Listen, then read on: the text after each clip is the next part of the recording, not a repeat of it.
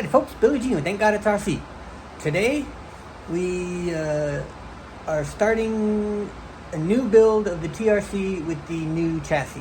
We've completely disassembled the titanium rock crawler into a gazillion parts, and now we're going to start reassembling on the new 3D printed chassis prototype. And I need to still make some design and make some new suspension links to make a more forward skid design. So we're going to work on that here shortly, but let's flip the cam around and see where we're at.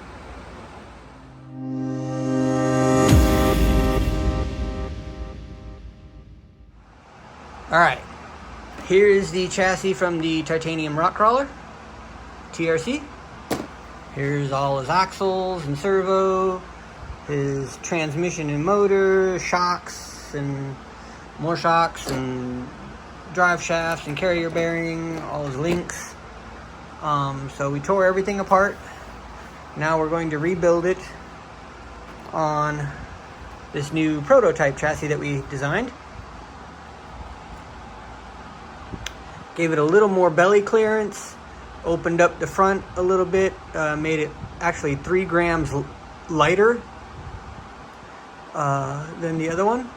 We'll have to weigh the carbon fiber later against, when I make a new carbon fiber one, we'll have to weigh it against the old carbon fiber one and see the weight difference there. But in the 3D printed version, it's 3 grams lighter, so I'm sure it'll equate to roughly the same in the carbon fiber. So right now I'm going to start assembly of everything and get everything in position and start making my new suspension links. Okay, so far we've got the front axle on with the front links. I created a new set of front links using just threaded bar. A friend of mine said that was a quick, easy way to make some suspension links. He does the same, but covers his with 1/4 inch drip line hose for the garden. And I was like, that's a cool idea. So I decided to use that to make some temporary links just for prototyping. And that's what I did there. So we got the front axle on. I actually ended up going with 85 millimeter shocks in the front instead of the 95. Just because the 95 put it up too high. I may switch it back, I don't know, we'll see. But for now we got that together. We need to start making the rear suspension links. I'm going to see if I can reuse some of the lower links that are longer as the upper links in the rear, just to get a head start. Alright, using my lower links that I designed for the prototype chassis as the upper links for this chassis, I was able to get my 13-inch wheelbase that I previously had on the TRC. So that'll work great. So now all I have to do is design some new lower links to go in there, and we'll be golden. Alright, now we have our lower links cut and the ends threaded. Focus.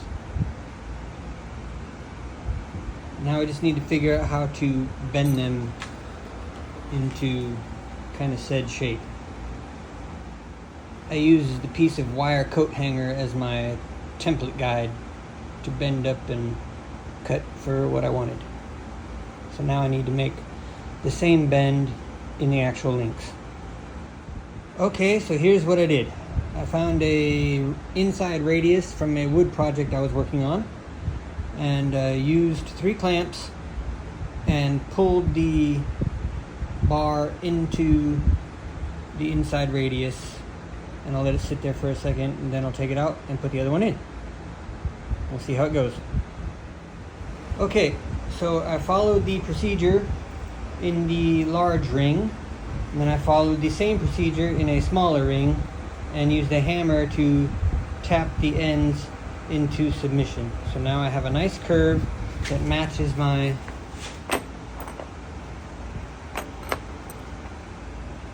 coat hanger thing pretty closely. And most importantly, it's reproducible. Alright folks, here's where we ended up for the day.